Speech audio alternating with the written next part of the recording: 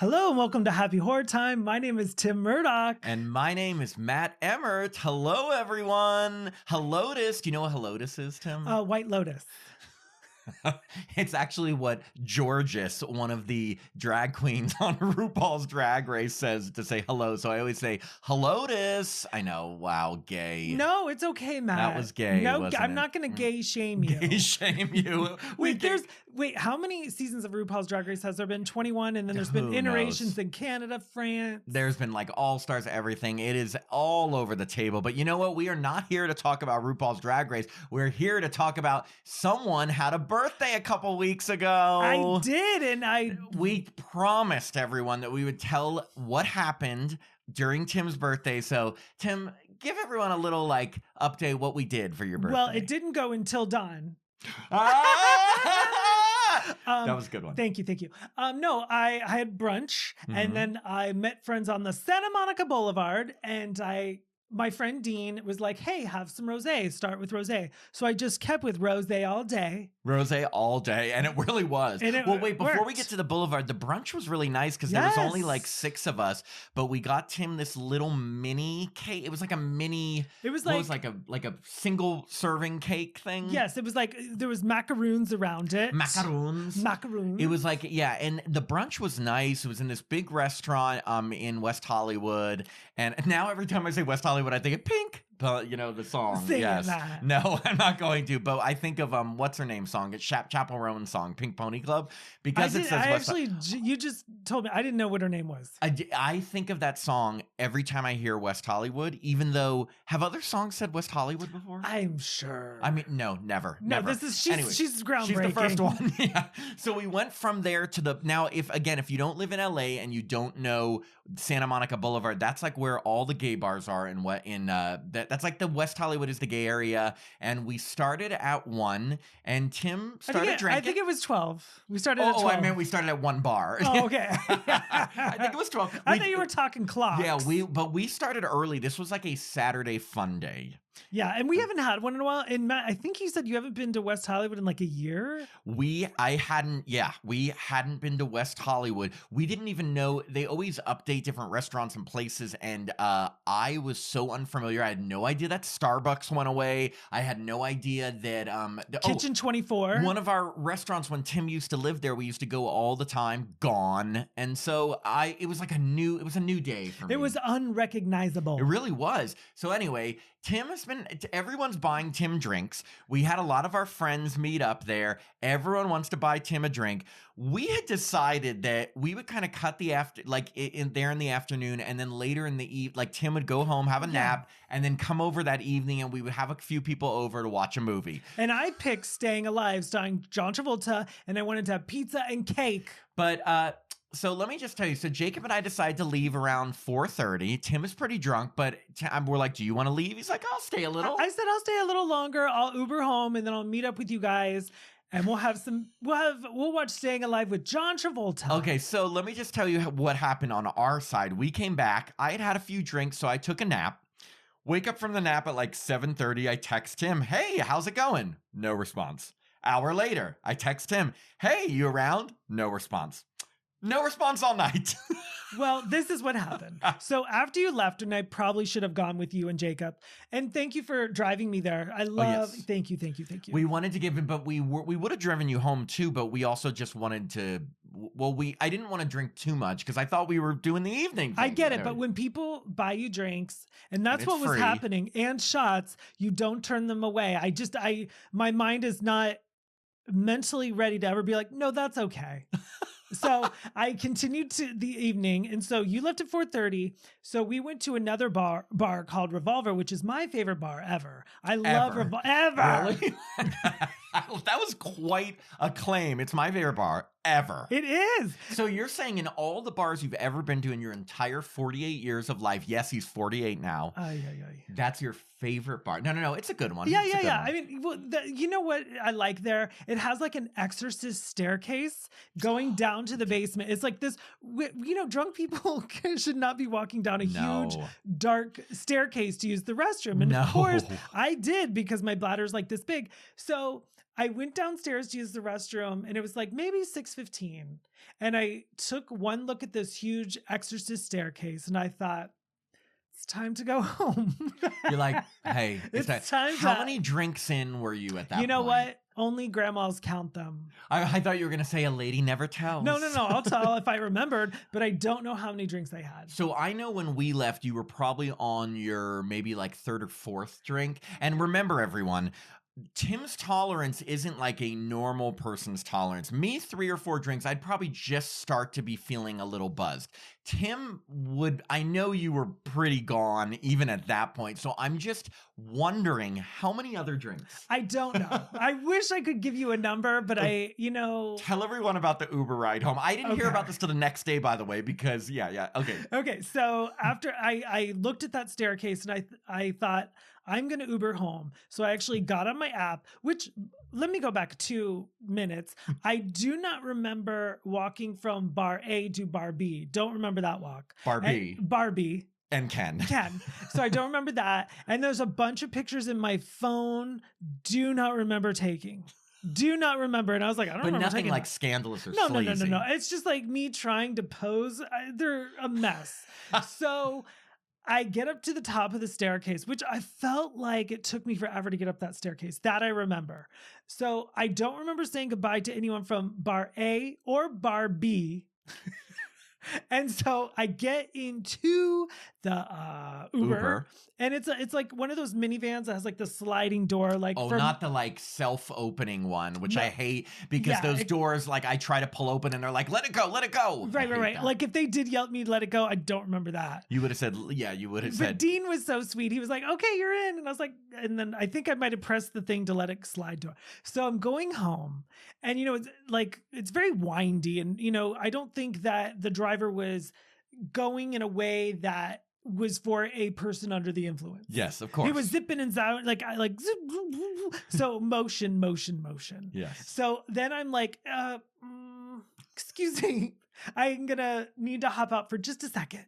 So I hop out of the car, barf, hop back in. I go, thank you so much. Remember, everyone, 48th birthday. Yeah, 48th birthday, not my 21st. So we continue, and I'm like, a little more rosé is about to leave my body. Wait, but what was the driver's reaction? Oh, he was so sweet, and I definitely tipped him. And I actually said, I was like, if you stop, I will tip you very nicely. And he's like, sorry. No, he was I'm sure he's dealt with this a lot. Maybe not on a Saturday afternoon. At 6:30 p.m. Yeah, 6:30. So when you got home, did you pass out right away? So barf twice, get home, barf again right when I get in. Oh. I take off one sock. Just one sock. Because I was like, this is plenty. And you're like, we're good. And then I flopped down on my bed.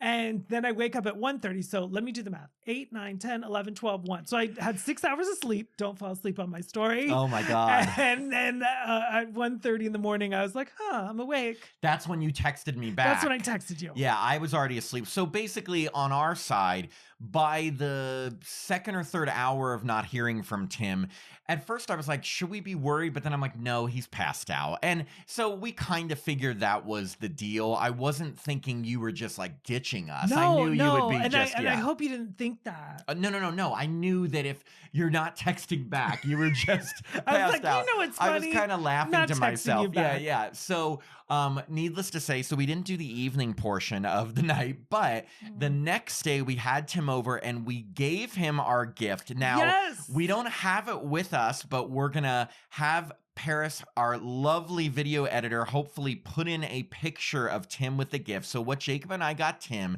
is a Camp Crystal Lake backpack. And what's cool about this is, first off, it's nicely made, and it's also not like obnoxiously Friday the 13th. Like, it says Camp Crystal Lake and it has a little Jason figure, and it's like canvas green color, but it's not too much. It's not like Friday the 13th. Right. It's not like, nothing against Hot Topic. I will totally go to Hot Topic, but it's not like a loud, like, it doesn't look like I'm a teenage girl. Yeah. Not that there's anything wrong with teenage girls. I'm a 48-year-old man. So I wanted to, like, if I was wearing this backpack, I could blend in with the people. And that's what we wanted. We wanted to be a fan related backpack, but not be like too, like when you're a tourist and you were, speaking of tourists, I'm wearing a shirt that says Alaska on it, but like even this, it's not like humongous bold letters that say Alaska. God, wow. he's really obnoxious about Alaska. I am obnoxious. I just love, we got this on, Jacob and I a few years ago did a cruise to Alaska, and I'm not so much a buy a t-shirt from where I go person, but I was like, well, I'm gonna buy a t-shirt from where I go. I am. Well, and his shirt says it's your birthday. Well, your birthday's done, Tim. No, it's still going. But the backpack, so hopefully you liked the backpack. I love it. Thank you very much. And so we have that picture of Tim wearing it, and hopefully he'll wear it ever. No, we knew Tim would carry like his laptop in a backpack and stuff, and we're like, now you can carry it in this one, Tim. Yes, because you know how much I open my laptop? Maybe 0. twice a month. Yeah, I know. He's big time on the computer.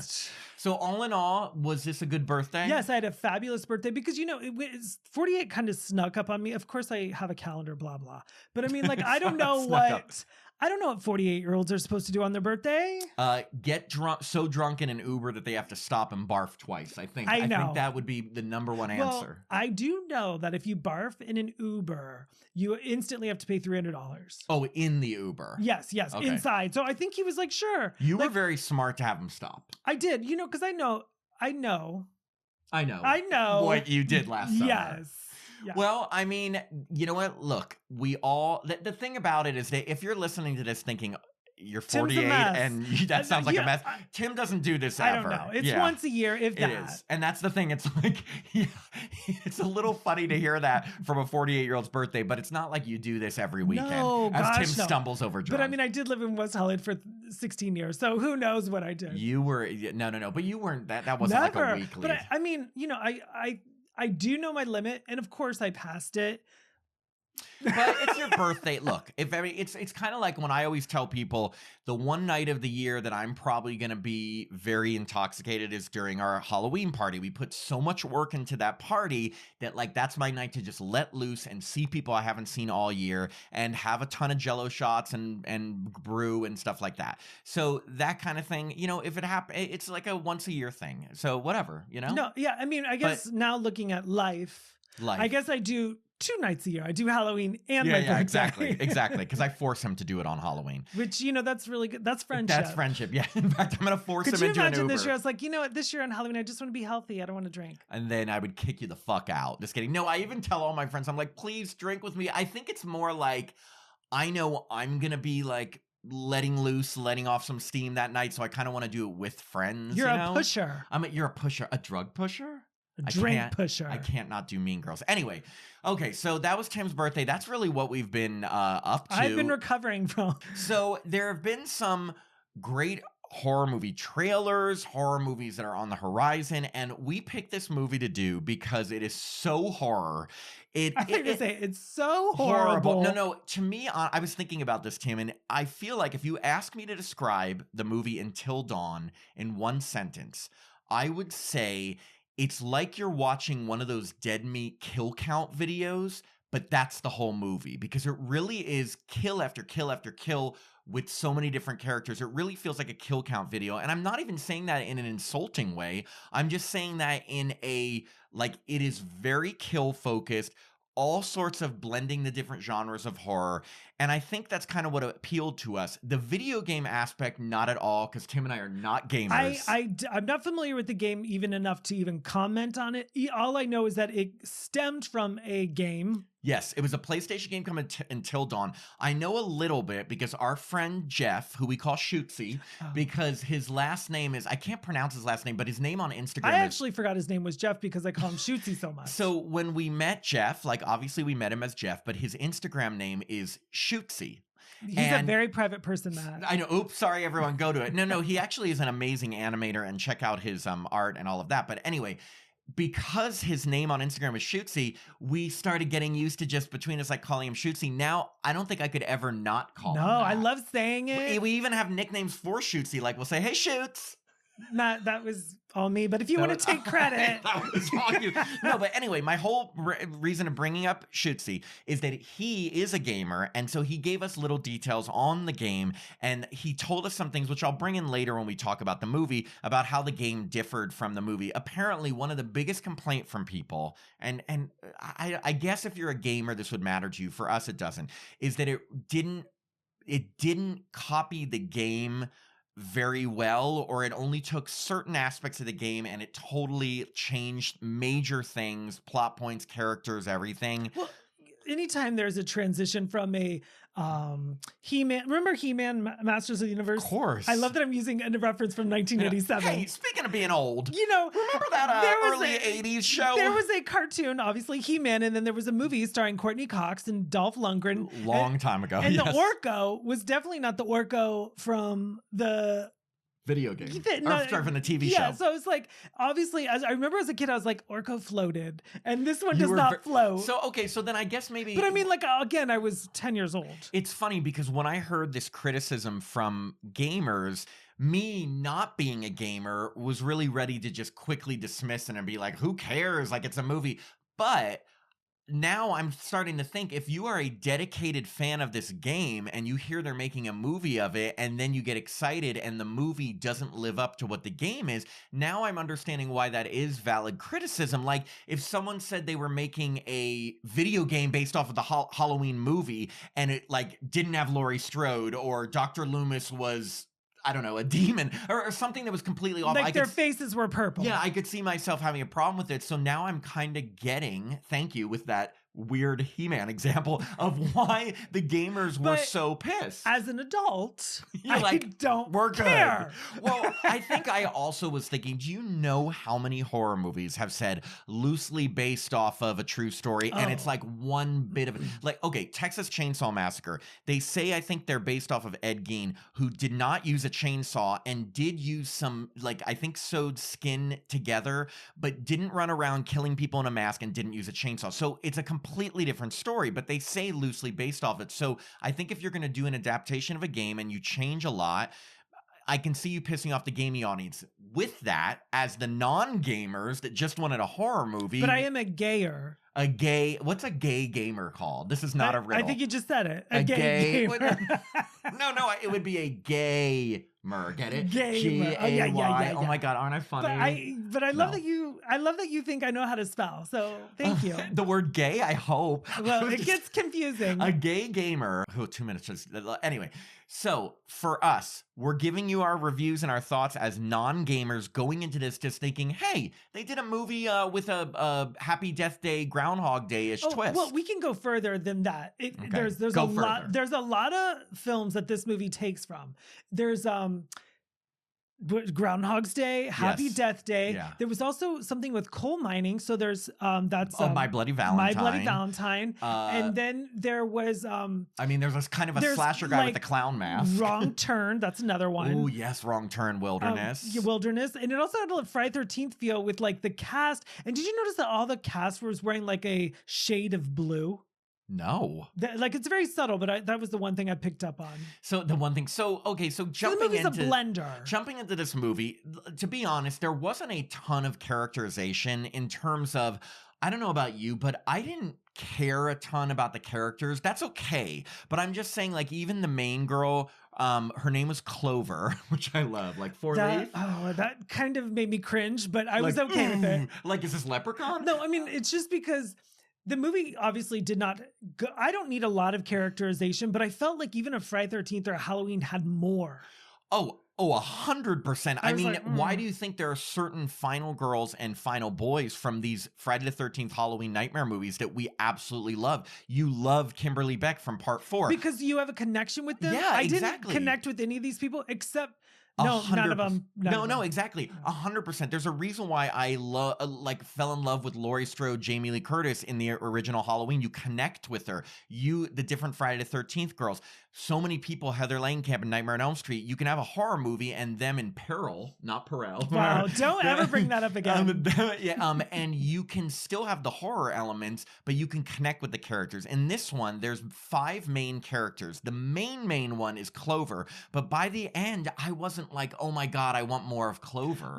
Well, actually, for me, I flipped that. I really, really hoped no one in the cast died. I mean, just because they've been through so much. I just gave away the ending. But they all survive. Yes, I mean, after dying a million times. Right, after dying a million times. Yeah, but that's the thing. This was an ensemble piece. There's 5 main characters, and I'll just give you a quick bit about each. There's Clover. She's played by Ella Rubin, who Tim just informed me she was in Anora, Academy Award-winning Best Picture Anora. I had no idea because I haven't seen it yet. I actually, confession, I've never seen Anora either. Oh, but Ella Rubin is also going to be in Fear Street Prom Queen, which we will be covering, and so she's having a good year. Then there's her ex-boyfriend who still has a crush on her, Max, who's played by Michael Cimino, and I recognized him because, are you ready for this? He was in the Love Victor TV show, which was based off of Love, Simon. Was he the main guy? He was the main gay guy. Oh my gosh. Okay, so I did recognize him. I didn't watch that show, but I did know that. So then there's their friend Nina, who's played by Odessa Azion, and I don't know her career, but she has a face that looks so familiar. Oh, no, I had a real hard time. Curly hair, crystal blue eyes. Well, she was in Hellraiser, the remake. Yeah. Oh, okay. Because I was like, okay, well, yes, Hellraiser. No wonder. You're right. Yeah, you're right. But in addition to that, she also reminded me of Teresa Giudice on Real Houses of New Jersey. Giudice. She's got a daughter named, I want to say Gia, but isn't that her name? Oh, no, her name's Nina. Nina, okay. But anyway, she looks so much like Teresa's daughter. Teresa. I don't watch the show, but I know You're not missing anything. Well, I know what Teresa looks like. You can't like live in the world and not know Teresa from Real Housewives. I don't know what her daughter looks like, but I can imagine. But this girl's, nothing striking. against Teresa's daughter. Yeah, no, this girl is striking. Like those crystal blue eyes, the curly hair. I just found myself like, and I know as a gay man, but like kind of getting lost in her eyes. No, she's beautiful. She just has this distinct look to her.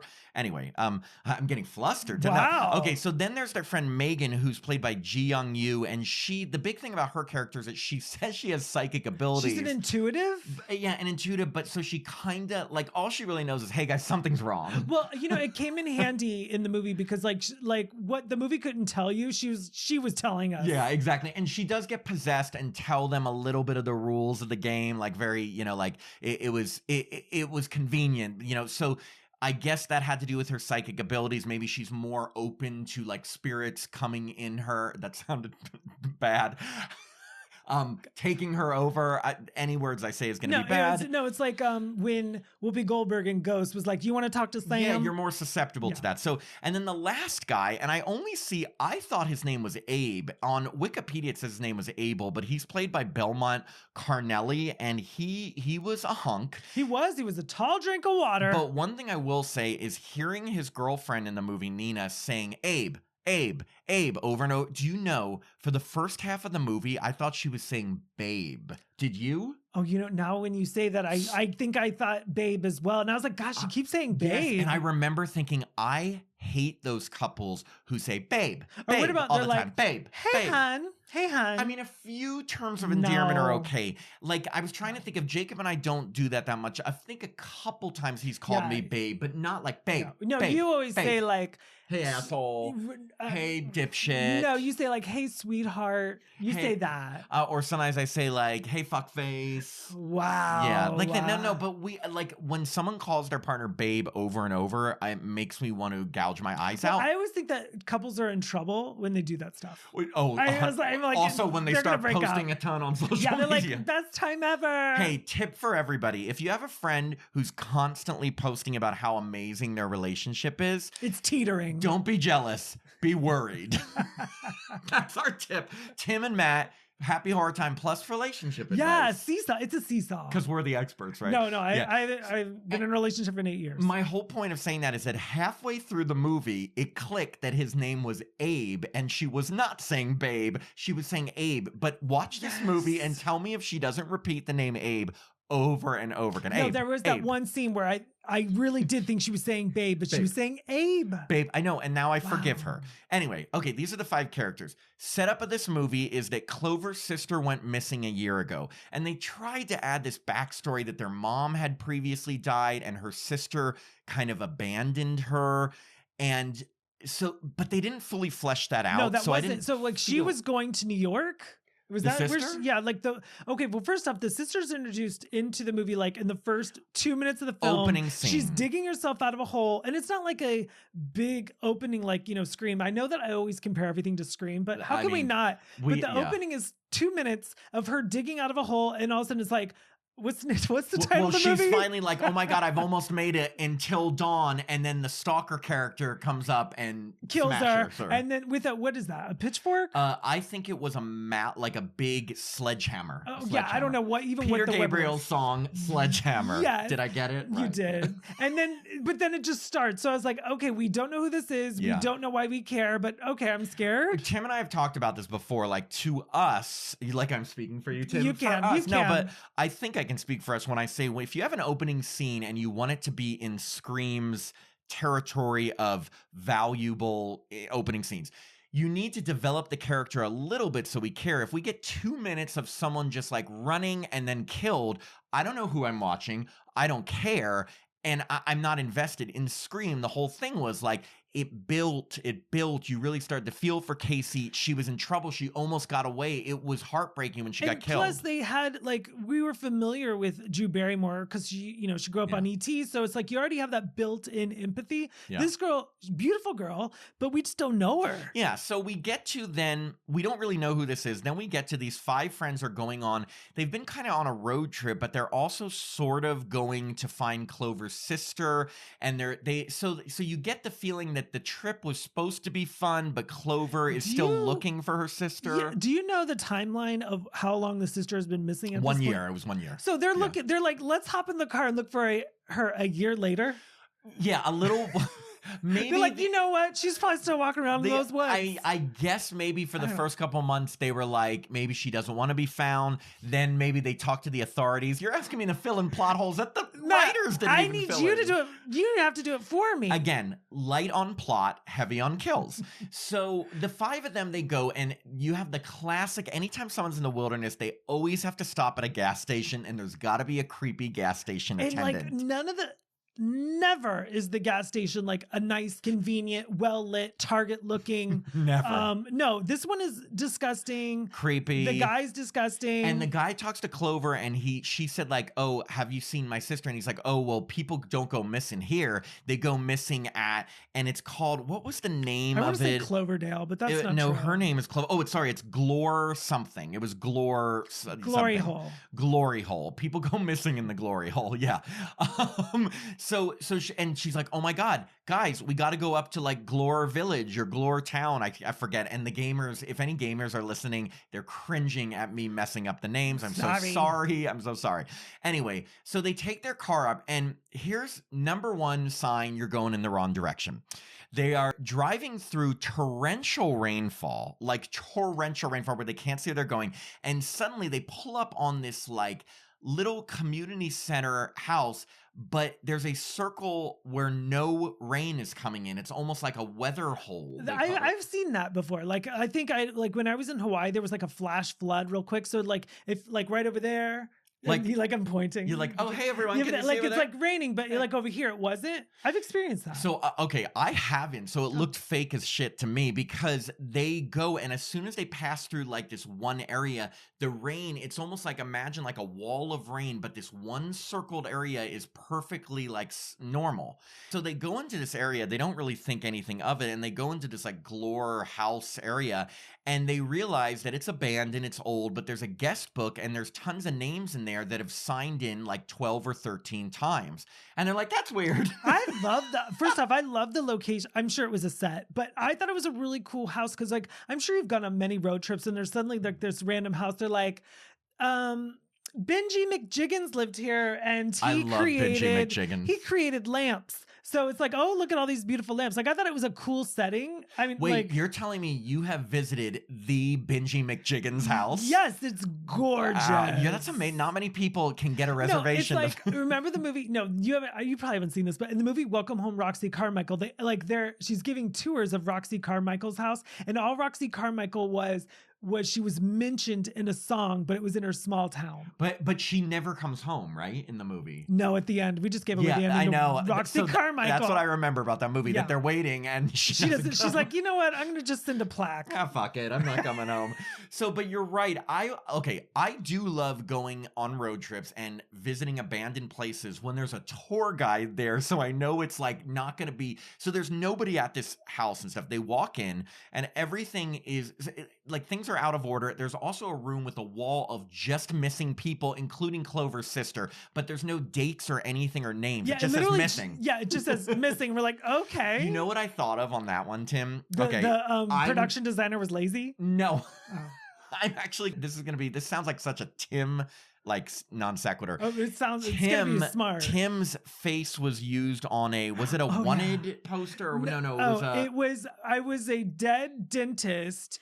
In an episode of what show? Criminal Minds. Criminal Minds, and they showed Tim's picture, and the best was it said his age, which was like, wasn't it like 10 years younger than you were? More than that. It said 28, and I was like 44. No. Yeah. Wow. Well, people were blind. No, but it was so nice. It was like, I don't know how I died, but it reminded me of that. So all I kept thinking was when they're seeing this wall of missing people, I'm like, I could imagine like seeing your face on there. How did you not think of that? It was such a random call. They were like, oh, we need but they pay you for that. So everyone in those pictures, everyone gets paid for having their picture. Like they can't just like pull a picture off the internet and be like, this person's missing. Oh, of course. Yeah. So what they they also noticed there's this weird, like, what do you call the time thing in a board game? I know what you're talking about. Like time's up. No, it's like hourglass. Hourglass. It's like an hourglass that turns, and right when the night falls, it starts counting down. So the first night was one of my favorites because it was a totally like a slasher movie. All 5 of them are in this house, and this humongous, scary as fuck guy with a clown mask. They don't know who he is. It wasn't a full-blown clown mask. It was like a clown face. Yeah, what was that movie that like everyone thought was going to start like a string of like sequels, and it starred Robert Englund, and it was like something Vernon. Remember that film? Leslie Vernon. Vernon. Or something, Man Behind the Mask, or Behind the Mask. That's what it kind of looked like to me. So for me, it reminded me of in 2017, we went to a Halloween party, which was like a killer circus theme. And I didn't want to wear a full mask, and I just wore a clown face. Do you remember that? Yes. So that's what this guy is wearing. He has a humongous sledgehammer, and he first kills Abe. You don't see the death happen, but his girlfriend finds him, and there was a pitchfork in the middle of his body, and when it's taken out, his body splits in half. It was too quick. It was too quick. I wanted more. It wasn't CGI, was it? Well, unless they really cut him in half. No. But I mean, like, it was practical. Like they built the mannequin or something. It was so quick that I actually think it might have been CGI. This is where the movie does succeed. It does have CGI, and usually, if you've listened to 200 and however many episodes we've done, we're over 250, baby. Over 250. I hate CGI, but this movie had a really good balance. Like every death was really good. Characterization, questionable. Yes, I agree. I 100% agree. But some of the deaths we could have seen more. I know that sounds so fucking morbid, but like if we're going to see someone be cut in half, I'd like to see a little bit of it, but you just see the end of the pitchfork being taken out of him and him just kind of like the top half falling over. His girlfriend gets killed. The most brutal part, though, is that the friend Megan gets her face bashed into the ground over and over while her friend Clover's watching and not helping her. Well, I understand that because when you see something so crazy, you are frozen. So like, and obviously if she stepped out, she'd get killed too. So it's like, why 2 people die? But she did end up dying. No, that's where we differ. And this is like the Tim's thing. Tim, if I was in a room, we're trapped in the room, so we can't get out. I know you love these hypotheticals. And there's a killer there, and he grabs you and starts bashing your head. I'm going to run and try to tackle him. I hope that you would do the same for me. You know what? You'd run the other way. As Kristen Cloak says in the 2006 film Black Christmas, We'll never know. I want to think that Tim would, but I'm so worried that Tim would find a way out and be like, sorry, Matt. Listen, I am all for one person You living. are all for one, is right. No, but like, that's why I was like, Clover, do something. She doesn't. She does do something, but she's dead. She stabs him in like I think the shoulder. It has zero effect. Yeah, it has zero effect because he's huge. And then how did she get it? Because she's always the last one to die in these situations. Okay, so she was running and then... Actually, I don't even remember. I don't remember. I do remember Max, the guy who still sort of likes her, did get a stake in his eye. It pulled out an eyeball. So that was a great death. But what happens is after they all die, they all just suddenly wake up where they were at the beginning of the night. It's like the whole thing reset. But the cool thing about the movie is that they do remember how they died. Yes. So it's not like they have to relearn it every single time. Yes, and I like that because in all of the movies that are time loop movies, the person in the time loop always remembers everything, but people around them don't. The good news about this movie is all 5 of them are in the time loop together, so they all remembered they died. So the first night, I remember thinking as watching this movie, the first night they do seem a little bit like, what just happened? We died. How is this? What's going on? But did you notice that then they just drop asking questions about why they're reliving? They're just like, oh, I guess we're in a time loop. Okay. Oh, yeah. No, they were all trying to, it became very much an escape room. And as people know, I'm not a huge fan of escape rooms unless it's Saw. But I mean, other than that, I'm just not interested because they're hard, they're tough. See now, and then on the flip side, I love escape rooms. Shocker. I love trying to formulate puzzles and ways out. And so Tim and I, when we do it, and we've done a few I'll both do together, it, but I'll be stuck in a room Tim forever. will just kind of sit back. I'll be trying to figure everything out. I'm like, have fun with that. Yeah, but. I guess what I'm trying to say is, again, I shouldn't be trying to make this too logical, but if I were in this situation, I feel like I would be spending more time trying to figure out why are we in a time loop and how does that work versus they seem to get over the fact that they're in a time loop pretty quickly. Yeah, they go from 0 to 100 we're clearly in a time loop. Let's focus on that. Yeah, I'm wait, no, were you wondering this at all? This is where my mind went. I was like, is anyone hungry? Does anyone have to go to the bathroom? No, but I was like, okay, we got to get, so the second night, it takes more of a supernatural turn. What happens is Clover decides she's going to go investigate across the way where there's this other abandoned house with on the door, I swear to God, I couldn't read that graffiti. It said I thought it said pick or flick. Oh, I couldn't read it. I thought it said fuck the Glore Witch. I swear I thought it said fuck. I mean, I couldn't see the F word. It could have easily said pick or flick, but it looked like fuck to me. And I was like, who's fucking the Glore Witch?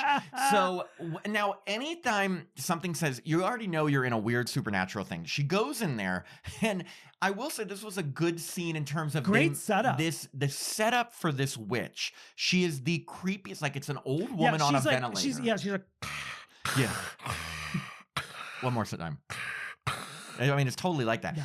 And she's trying to ask the woman, like the woman's just going to be like, hey, girl, let me help you out. Here. Well, surrounding this woman is a bunch of masks, which you and I thought looked like Tourist Trap. When did that come out? 77, 78, 79? Yes, late 70s, Tourist Trap. There's all these masks. The one thing that they could have done better on this scene is that I thought if you see a room with a lot of mannequins, you're just waiting for one to come alive. If you see a room with a lot of masks, you're waiting for one to be on someone and jump out of you, and they didn't do that. They were just all the masks. She puts on a mask later after she gets possessed. Yeah, and she walks across to the other house. And do they open the door or shut the door? They kill her? It gets clouded. There were so many deaths in this movie. Forgive me, I'm not going to be able to remember all of them. I really wish you would have. I know. She gets possessed by this witch. Her friend / the guy who still likes her, Max, is trying to help her find her. When she's possessed, she puts a mask on and is going to try to... I think she kills some of her own friends. I can't even remember. I know, I feel like someone's face was smashed. Oh, was it the old ladies? I don't know, but there was a face smash. A lot of the deaths are kind of melding because there's so many. Well, the most memorable one for me that stuck out in my mind, and I don't even know if it was night 1, 2, or 3, or 4, because or 5. Are you about to go to night 3? Because that was my favorite. Oh, is it when the spontaneous combustion? Oh no, that was great too. Oh, yes. I loved all the spontaneous combustion, but I think it's before they started combusting is when because they wanted to leave as a group, they wanted everyone to leave together. So the girl that looked look like the housewife's daughter. Nina, Nina. She decides to take a pitchfork. What is that thing called? Shears. No, it's the thing to do in the mines. Oh, pickaxe. A pickaxe. I feel like I'm on a game show. Thank you. And so she takes the pickaxe and she puts it in her Abe/Babe's body, and then because she's like, I'm slowing you down because we are all as a group. Well, the reason she does they find out, they get this they hear a voice that almost is controlling this whole situation, and it happens to be the same guy who was the gas station attendant. They find out he's actually a doctor, and he's been doing experiments on people where he puts them through this day after day of deaths, and each time they die and come back, they become less and less human until they turn into this zombie creature called a Wendigo. They become part of the town, and apparently the town is buried, and they found a map, and they're like, oh, I think we're here, but it's underground. There's so much backstory that didn't quite matter. It was a mining town that sunk underground in a sinkhole, and people all died. But then there was this doctor doing all these experiments, and I did find out from our friend Shootsy that Wendigo, which was the name for that zombie creature in this movie, that apparently is a prominent figure in the game. There's the Wendigos, and that's the main villain in the game. Let me write that down on the game I'll never play. You're oh, noted for don't care. Yeah, I don't, but go on, please. File that under don't give shit. Anyway, I'm just trying for any gamers that might know. Yeah, that's what he said was that. Oh, and by the way, if I'm getting any of this wrong, it's Shootsy's fault. Yeah, comment below. Just kidding. I'm kidding. He probably told it exactly right, and I'm not remembering it right. But so that guy's running everything, but he says the only way for them to get out of this time loop weird town situation is for them to survive until dawn, and one of them has to die. So what I will say about the whole dynamic of these characters is that I do like that, except for Abe, they're all really close friends and they don't want to leave without each other. Right. But Abe was like, you know what? Which one can be dead? Yeah, he's like, maybe we should consider that. He even said, isn't Clover really depressed because her sister disappeared? Didn't she try to kill herself? So who cares? That is when she took that pickaxe. But another thing they all know is that if they die, they will have another chance the next day. But as soon as one of them dies, the rest of them are just well, we have to die because we need to reset because we want all of us to escape. It's almost like a Nightmare on Elm Street. If you fall asleep and you die in your dream, you die for real. But this time you'd have to die. You get 12 or 13 chances before that happens. One thing for the overall theme in this movie that I did like is I felt, and maybe this is me stretching too much, but I felt like it did have a good theme of friendship and loyalty. And what I mean is that it is very easy when you're in a situation to be all for yourself and just say, fuck everyone else, I want to survive. True. I mean, what it may have lacked in characterization, it made up for in their loyalty to their friendship. Yes, and that's the thing. With the exception of Abe, and even Abe came around at the end, the four main people, and I'm talking about Clover, Max, Nina, and Megan, none of them were going to leave without the others. And as soon as one of those four people died, they made sure they died so they could reset because they didn't want to be able to escape without each other. And I did like that because they made the characters, very thinly developed characters, at least likable. So Abe does start recording on his cell phone all the different nights, and there's no reception, but he can record on his cell phone. So he's got 20 videos, and they start watching the videos, putting together clues. And they're like, one of the girls took his phone, recorded herself, and said, go down this hallway. And so they're like, let's do that. And then the movie just basically becomes a universal maze. Yeah, I like that. The one thing, though, I do want to talk about before that part is the third night, which is my favorite of the deaths. Because, again, this whole movie was just about, they had the slasher, they had the witch, they have zombies.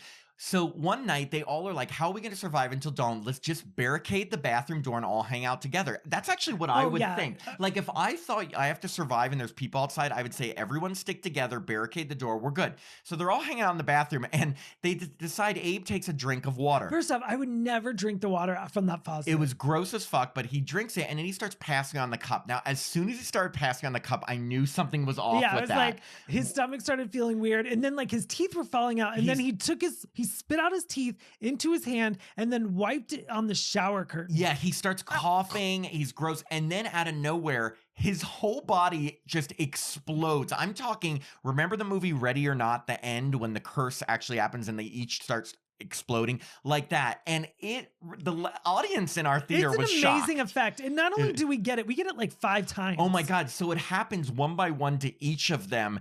Like, but the best was when it gets down to the last 2, Clover and Max, for that night. Like, Clover's like, Max, just kill me. I don't want to like explode. And he's like, no, you can't do that. And then he just explodes.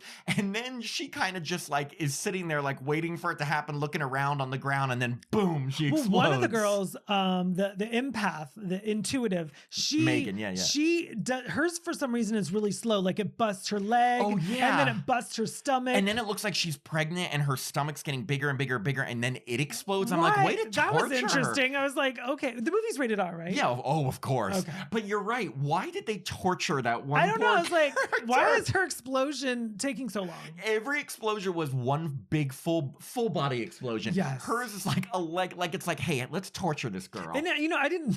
This is gonna sound sick. I didn't mind. It was interesting to watch. That makes me sound like no. Like, I think that's why they were like, how many times can we do the same explosion? Let's do it a little different with her. But it felt torturous, but at the same time, it was entertaining. Right. It's a girl, so you're like, oh. But I mean, if it's a guy, blow him up. Blow him up. Kill those guys. Well, so like Tim said, this movie can't show 12 nights in a row, or we'd be there for 3.5 hours. But it was interesting because it was a good excuse for the movie to like show, like, because then they cut to this one where the lead girl had like a creature crawling out of her face, and that's been in the trailer. It's like this creature that like is in her face. So basically, what they do is to switch ahead or to like fast forward ahead a bunch of nights.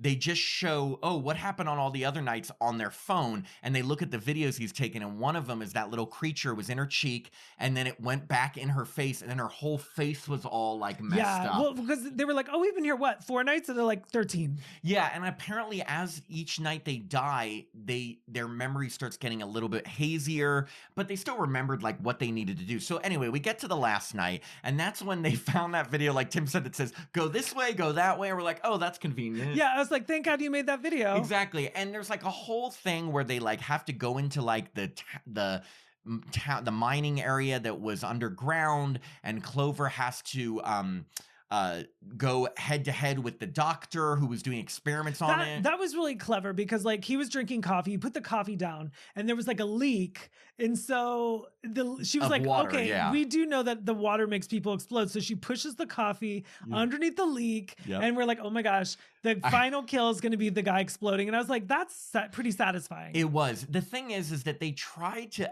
add like some sort of. He tries to explain to her, and this is where I was a little like Me hazy. too. I was like, I hear words. He said all of these fears and the things that are happening in this town to you and your friends are your fears manifested on them.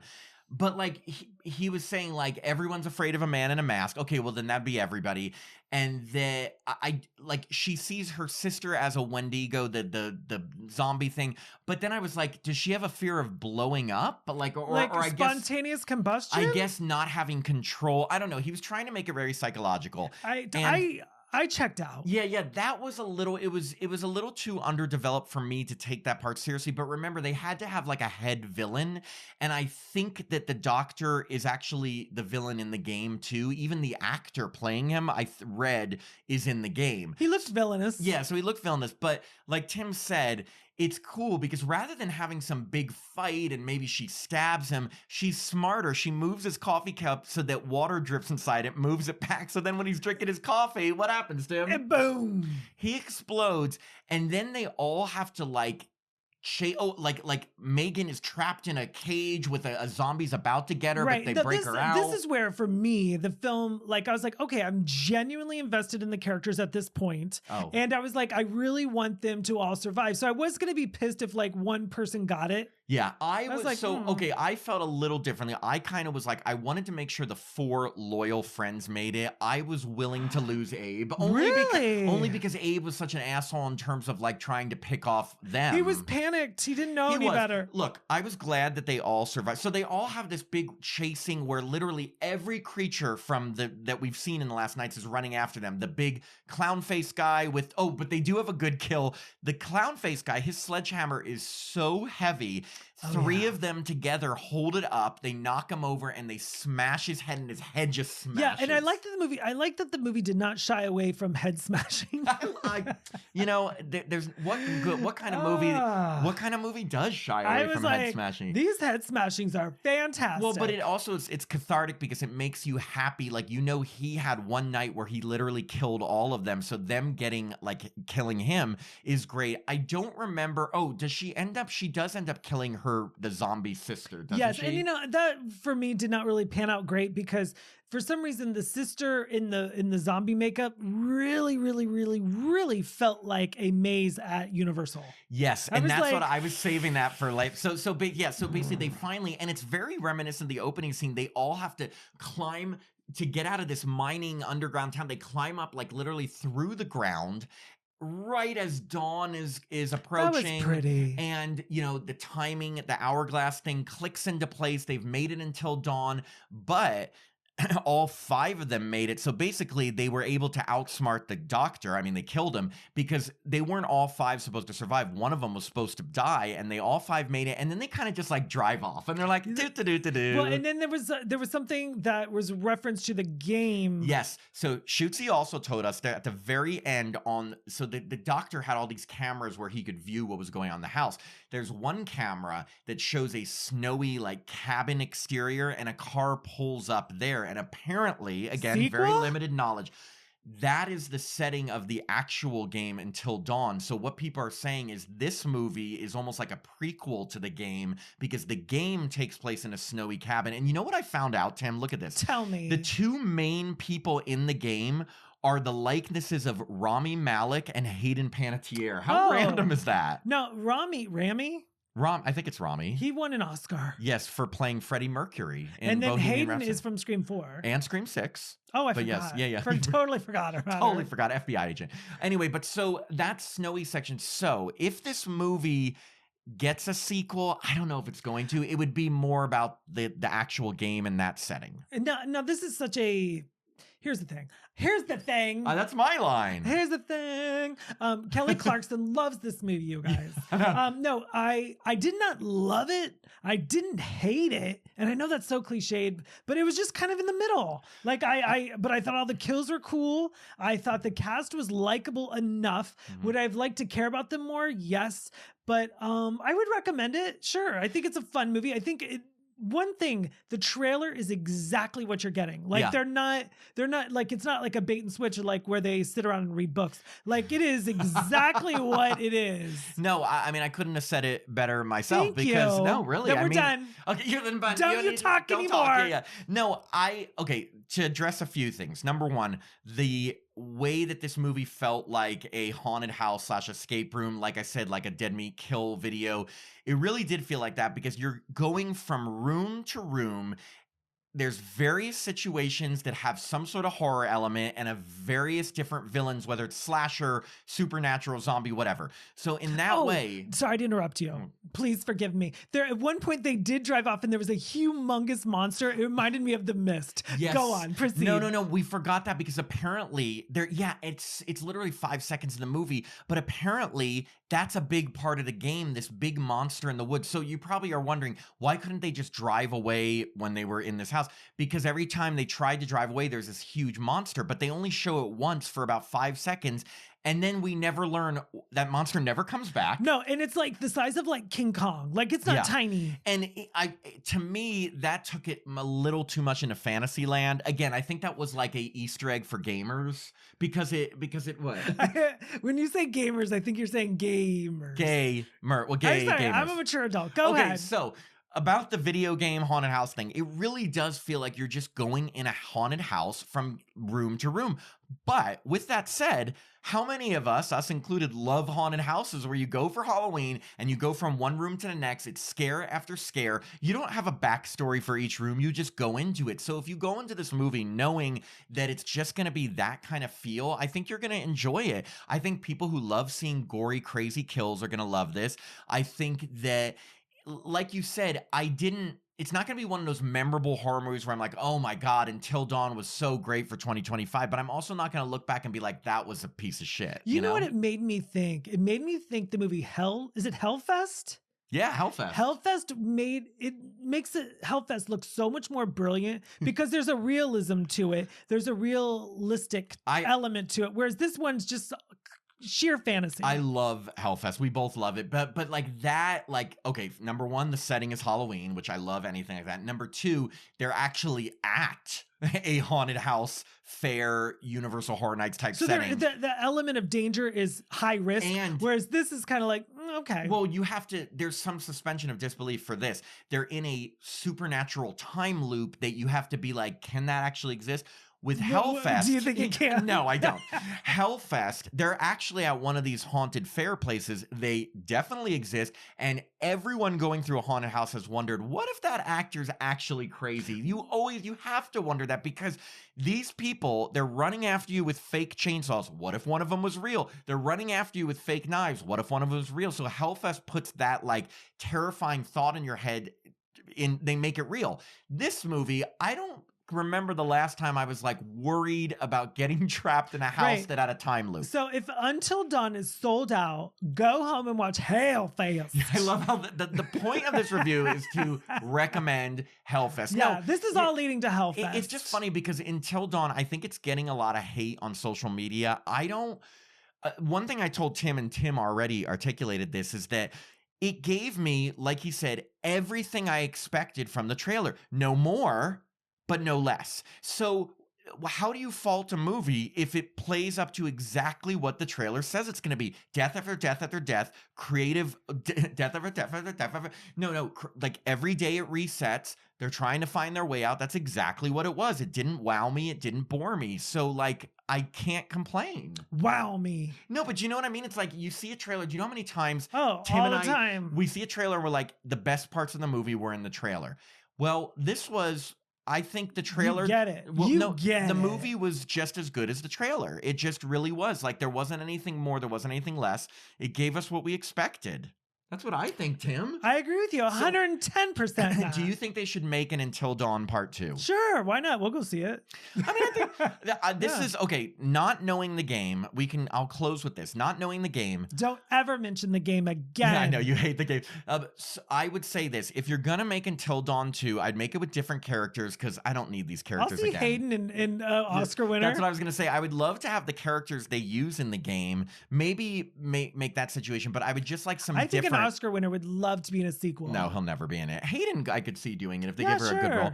But give us different situations. I like the snowy environment. I would like more like slasher killers and witchy killers. The zombies, there's just so much zombie stuff, but I know that's so integral to the game, so they're gonna have them. Right. You know? Like, I mean, zombies done well, like what, 28 days later, 28 weeks later? 28 years later. Yeah, coming soon. Tim's birthday, 48 years later. Do you know what I just realized? What? 16 plus 16 plus 16. What's that?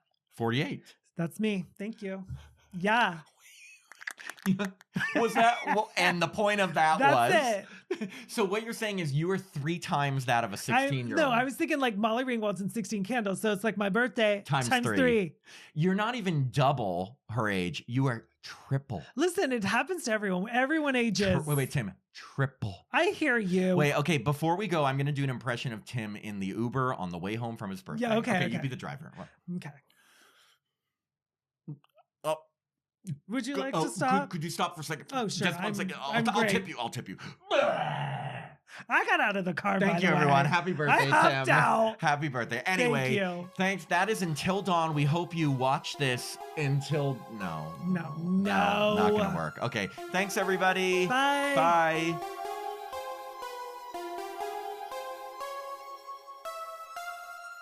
Thanks for listening to another episode of Happy Horror Time. If you'd like to support the podcast, please sign up to be a patron at www.patreon.com/happyhorrortime.